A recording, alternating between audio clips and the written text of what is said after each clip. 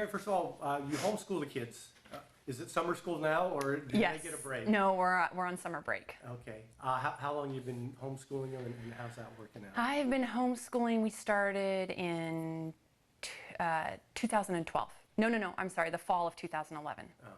That's it. I mean, how do you work that out? It's like a regular teacher would, and you go subject by subject? We do. We start our day at about between 8 and 8:30. We start with our devotionals, and then we work into math. We do math all together. And I'm just kind of there for the kids that need help or have questions. And then typically we go into either history or science. Again, we do that together as a group. And the older ones break off and kind of do their own summary, and I work with the younger ones. And then language is in the afternoon, and that's more of a one-on-one. That's the biggest chunk of our day. Yeah. That must be, I mean, as a parent, that must be very rewarding. What have you gotten out of that? It is rewarding. There's something, I can't describe just the sense of accomplishment or satisfaction when you've been working so hard with your child to try and grasp a topic or grasp a concept, and they don't get it, and you keep trying to teach it to them different ways, and then they finally have that aha moment. There's a thrill in that, and I love spending time with them. That's the main reason why we started homeschooling. It didn't have anything to do with, I think public schools are fine, but just for our family, I wanted my kids with me. I want to be the main teacher, and I want them with me all the time. Yeah, it's a bonus for family time, isn't it? Yes. You're going through a health challenge right now. Can you take me back a couple of years ago and the circumstances where you thought something was wrong and the initial diagnosis?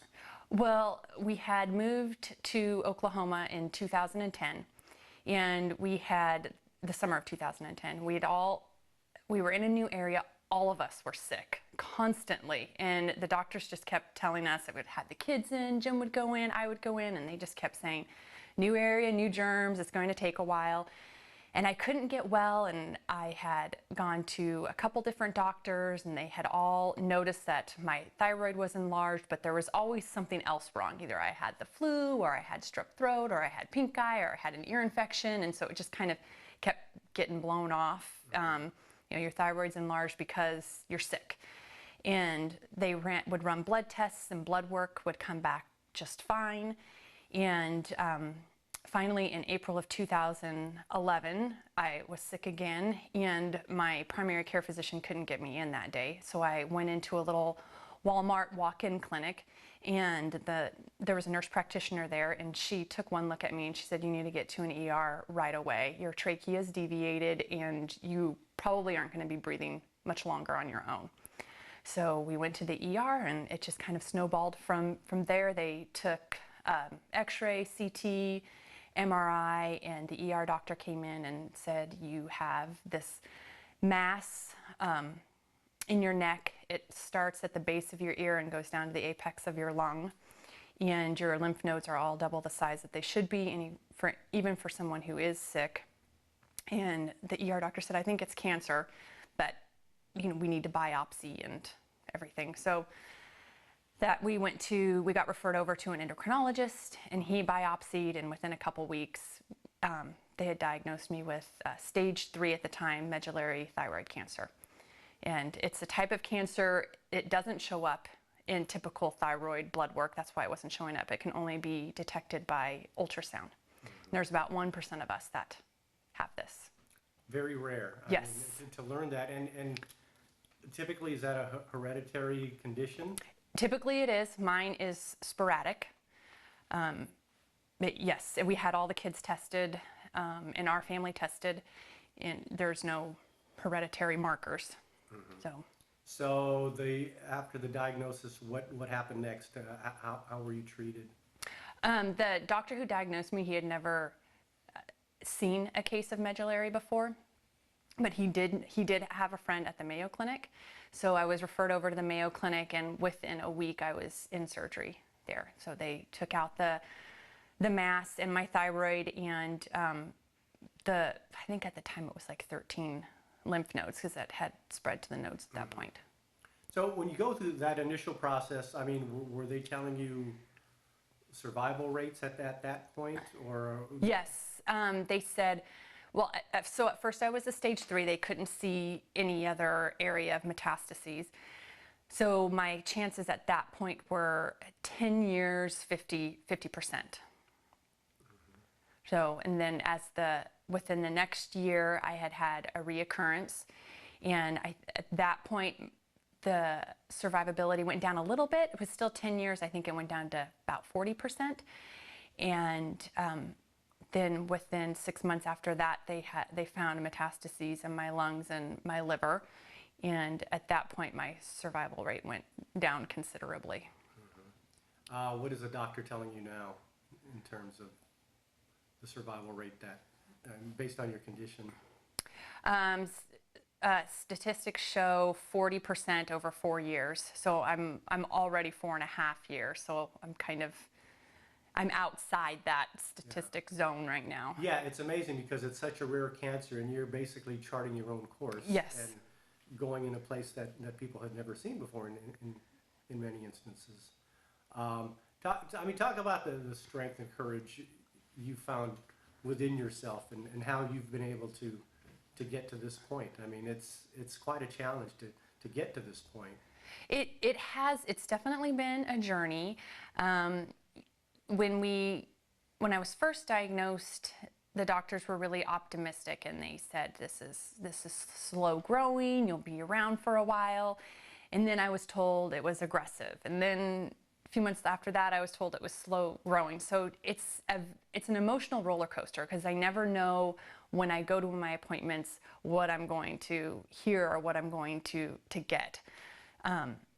So just trying to get through that has been a challenge. And I go to these appointments. Typically, I hear bad news. There's been, I think, 2 visits where I've heard good news. So just to go there and then come back and dive right back in with my family like nothing's ever happened, that's a challenge. The kids know, but I don't want them to see me upset or scared. So just kind of coming back, and the kids definitely help. They help keep me distracted and not focused on that. And yeah. Where else does the strength come from? Well, I mean, I have faith. I have hope that, the battle, for me, in my belief, I know that the battle's already been won. So no matter what happens, I know where I'm going to be at the end of the day. But it would be nice to be able to see my kids grow and be there for them and see some grandbabies. Yeah. So to make that happen, what's the next option? Which direction do you go from here in terms of treatment and beating this thing? Well, the last appointment that I had was not a very good one. The tumors had increased quite a bit in my liver, and the doctor said I was getting to the point where I'd be going into liver failure soon. A lot of people ask, well, what about a liver transplant? And it's not an option with all the immunosuppressant drugs that they would have to give me, so my body wouldn't reject the liver. If there's cancer anywhere else, then it would be fuel to the fire. So I can't have a liver transplant. They can't go in and take them out because there's just too many. There's more than a dozen, and they're throughout the liver, not just in one lobe. So there has been, since I've been diagnosed, there was one approved drug, and it has proven about 30% effective in medullary patients, and it extends life on average of 24 months. When you're 37, 24 months doesn't seem like that long. I just refuse to accept those numbers, those statistics. So I have been researching since I was diagnosed different treatment options, and we have found a clinic that is has had promising results. They have dealt with a few medullary patients. I mean, there's just not that many of us, so to find anyone that has dealt with a lot. I read somewhere that there was 175 of us diagnosed in the world in 2012. Wow. So that just kind of gives you an idea of how very few there are. But this clinic has dealt with patients like me, and they've had success. So I'm trying to get there. My doctor that I am seeing here, well, he's in Florida. He has said we need to start treatment within 6 to 12 weeks. So whatever you want to do or whatever you feel like you need to do it now, because we need to start treatment soon. And So this is in Florida? yes. So this clinic that I'm trying to get to is in Mexico. And like I said, they've had success, significant success. But since he is located in Mexico, it's a hospital. Since they are located in Mexico, it's not covered under insurance. Because it's such a rare cancer, maybe obviously not as much research done in this particular field. Yes. You're looking at every option. Yes. And I mean, it's amazing because you're doing the research and you're finding these places. How difficult has that been to make those connections and basically become your own detective in terms of finding a place that can help you? Oh, it has been, I mean, to say challenging, it has been, I mean, raising kids and homeschooling and this, I mean, it's overwhelming. It is a full-time job just doing all of this research. But like I said, I refuse to let these statistics that we have here in the United States get me down. And I want to live, and I want to live well. I don't want to start a treatment here that is only going to extend life 24 months. And in addition to that, the quality of my life would be not good. I mean, it's chemotherapy, a form of chemotherapy, and I would have to take it forever. It's not something that you say, okay, let's pull up your bootstraps and deal with it for 6 months and then you're done. No, it's something that I have to take forever. You have some very good people helping you out. What does it take to get to this clinic and the Mexico clinic? We're just trying to fundraise right now. We have some amazing friends, an amazing community, amazing church. Everyone is trying to step up and help us gather funds in order to get to this clinic. So when you get to Mexico, what will the clinic there be doing for you? You want me to go into all treatments. that? Yeah. Well, I mean, just in general, the treatments that makes it such a unique spot and how it would help. See, okay, I don't, is he still rolling? Is it okay if I just? Oh, yeah. That's fine. Okay. I don't really know what, how in-depth you're wanting me to get, because this is all, it's alternative, but there are alternative clinics here in the United States that kind of do the same thing that this physician is doing. They all offer a little bit.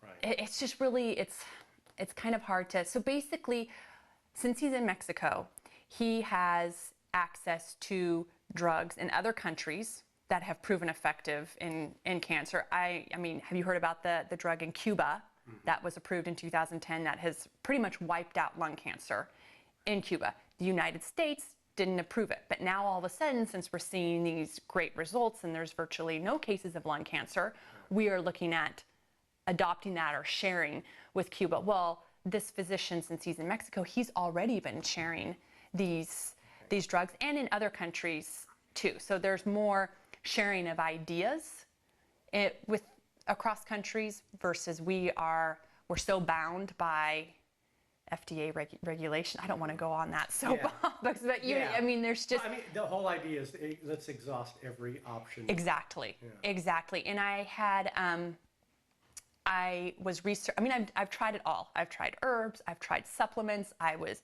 juicing. I've done the vegan diet. I've done it all, and it's not stopping. It's not stopping the growth. And so I had found 4 clinics. I don't know if I can say their names, but I'll say. I mean, they're on the internet. The Brzezinski Clinic, the Gerson Clinic. Dr. Gonzalez. He works with pancreatic enzymes. Unfortunately, he was just found dead a couple weeks back. And then this clinic that I'm trying to get to in Mexico.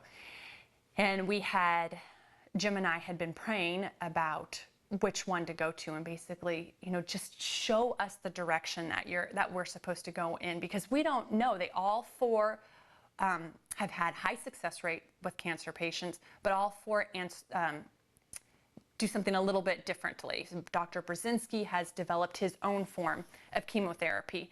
Like I said, Dr. Gonzalez works with pancreatic enzymes. The Kfsn clinic works mainly with diet, and then the clinic in Mexico, his big thing is stem cell therapy and oxygen treatment. And so we had been praying. Dr. Brzezinski's clinic said that I had it for too long, and my case was too rare, so they just didn't feel comfortable taking me on. Dr. Gonzalez's clinic just basically sent me a letter saying we would be of no benefit to you. And the Kfsn clinic said that the type of therapy that they offer just wouldn't fit my lifestyle. So all of those doors were closed and Mexico was open. What's for your doctor in Florida, what kind of treatment do you go through Florida the next time you see him, or what's the next step there? Well, if he had given me 6 to 12 weeks to kind of do what I'm going to do. We're going to scan again. And if he doesn't like my numbers or doesn't like how the tumors have progressed, I'll have to go ahead and start treatment. And at that point, the time kind of starts ticking. I mean, it already has been, but I feel like it's going to speed up at that point. So this is my last chance to slow the growth down. And if I've had no growth or if my numbers have decreased, he said that the doctor in Florida said he's fine holding off treatment for a while.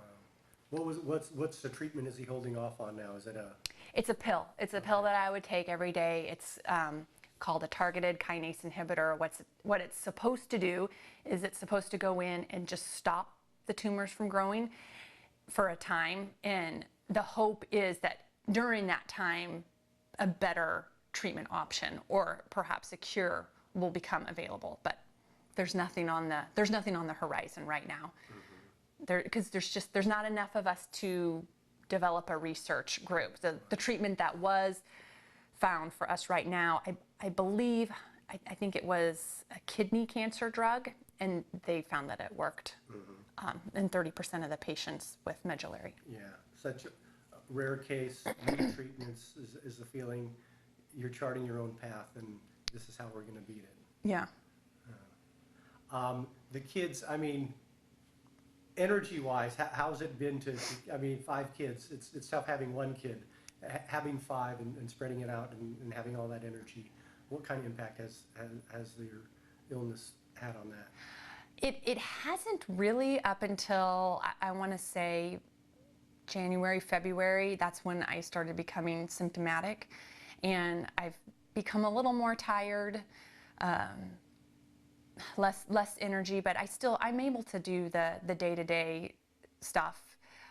I don't know how long that's going to last, and if I do have to start treatment here in the States, they've told me you're really going to have to prioritize and get some help, because you're not going to be able to keep the schedule up that you're keeping. But for right now, I don't feel like it's impacting them very much. I mean, I have a choice. I can climb in bed, curl up, and just give up, or I can choose to fight. And I want to be an example for my kids. I want them to see that, yeah, you can face hard stuff in life. You are going to face hard stuff in life, but you can face it with grace. You don't have to face it with fear. You can face it with hope, and you can have the attitude of I'm going to beat this. And just because it's something scary doesn't mean it has to be a bad thing. Yeah.